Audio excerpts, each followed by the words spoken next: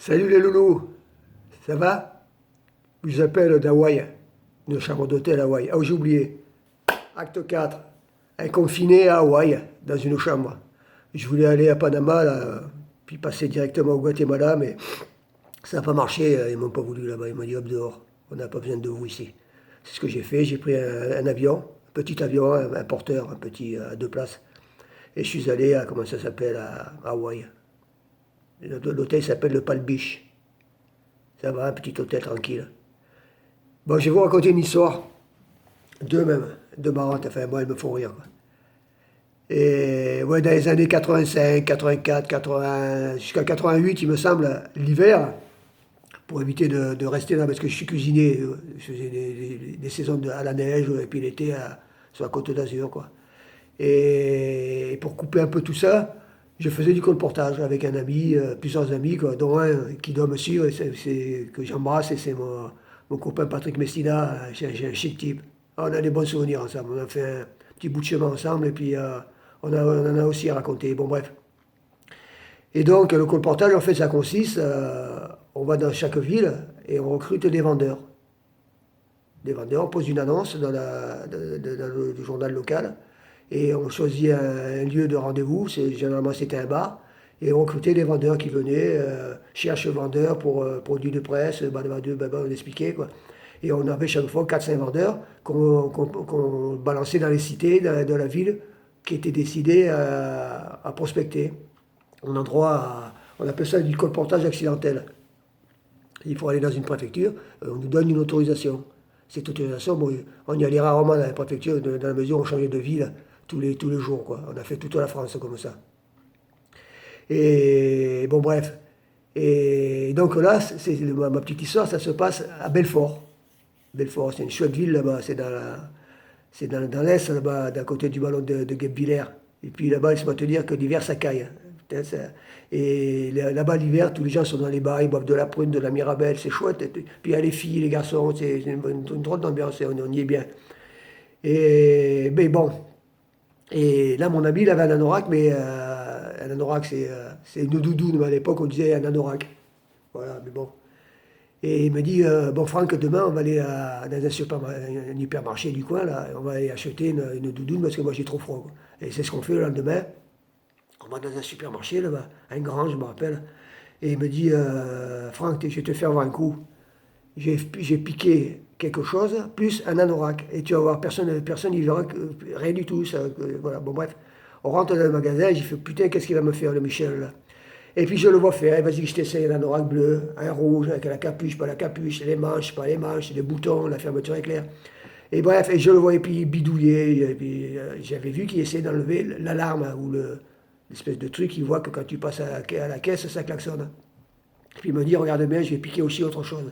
Puis ce code de piquer une brosse à dents, ou un peigne, ou une savonnette, il pique un sac de 50 kilos de patates. Ça se voit quand même, merde.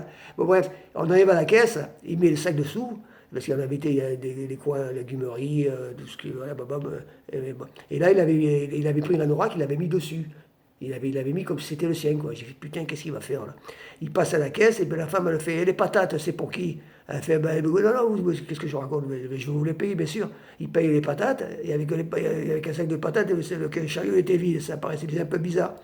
Et on franchit la caisse, et d'un seul coup, badaboum, il y a un gros noir qui arrive, qui nous chope tous les deux. Mais moi, je n'avais rien fait dans le coup, je risquais rien, quoi. Et il me dit, suivez-nous. Alors donc, moi, je le suis, et Michel il le suit. Et puis il me regarde, il me fait où là? Et on rentre, on monte un étage, et puis il nous faut attendre un peu, là, il nous faut un peu mijoter, une dizaine de minutes. Arrive là une belle femme, c'est devait être la directrice à mon avis. Et la directrice, elle fait, bon, monsieur, vous pouvez le payer l'anorak ou pas là? Ah, mais bien, ouais, c'était pour faire de blagues à mon ami. Oui, ben écoutez, faites des blagues, mais il faut le payer maintenant. Alors, Michel, il fait, mais j'ai pas d'argent, mais mon ami va. Je regarde, j'ai fait, non, Michel, moi j'ai pas d'argent non plus, moi. Mais comment, tu as bien donné un peu d'argent, et tout l'argent des calendriers, tout ça que tu récupères.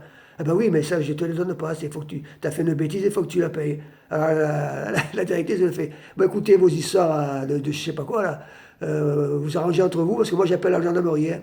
Alors, j'ai fait m'appeler ça, il fera les pieds. Alors, donc les gendarmes, ils arrivent, hop, on monte dans le fourgon, c'était un fourgon, je me rappelle, hein, c'est un panier à salade, on appelle ça. On est rentré dans le panier à salade, on rentre comment ça s'appelle, dans la gendarmerie, dans le poste de... Alors, le flic, il me regarde, il me fait, bon, monsieur, vous n'avez rien à voir, donc c'est votre ami, on le garde en cellule. Tant que personne ne paye, mais je fais, mais gardez-le en cellule. Et ils l'ont mis en cellule. Alors j'ai dit, je vais laisser 7 ou 8 heures. Non, mais je vais laisser 1 heure. Pour au bout d'1 heure, je suis revenu, j'ai fait, écoutez, je vais vous le payer. Donc j'ai payé l'amende, plus l'anorak. Bon, ça c'était une petite blague. Ça m'a fait bien rire parce que ça lui a servi de leçon. Il ne faut pas voler comme ça. Bon, je suis mal placé pour dire ça, mais bon. Et une autre fois, pareil, hein, dans la même ville à Belfort, mais dans un autre magasin. Et il voulait s'acheter des chaussures. Et on va dans un grand magasin, aussi bien un autre, je ne sais plus lequel, bref, Leclerc ou Intermarché, je ne sais plus quoi. Et il rentre dans une cabine, et il laisse ses chaussures comme ça, et puis ah, c'est pas une chaussure, je me trompe, c'est un pantalon. Donc il prend plusieurs pantalons, il rentre dans la cabine, il tire le rideau comme ça. Puis je voyais les chaussures qui sortaient. Puis il dit, qu'est-ce que je pourrais faire comme connerie? Parce que moi, des conneries, j'en ai fait aussi. Hein. Alors je fais un truc, j'attends qu'il a levé son pantalon, je regarde comme ça, et hop, je prends les chaussures, je me casse. Et là, il n'avait pas vu qu'il manquait les chaussures, lui. Et donc, puis je le voyais faire, je me dis caché un peu plus loin, comme ça, et je le voyais faire. Et il regardait derrière le rideau, comme ça. Et puis il rigolait, il ne savait pas s'il fallait rire, il ne savait pas si je le voyais.